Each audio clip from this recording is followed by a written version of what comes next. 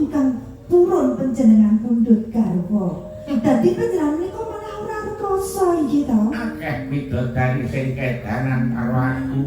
Ning aku wis prasetya benang lawe krasa amot. Tegesipun Nek ora kowe-kowe aku emoh. ning tenan kok jajen.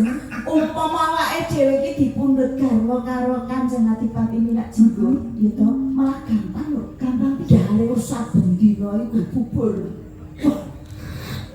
Aku lendrut wedok.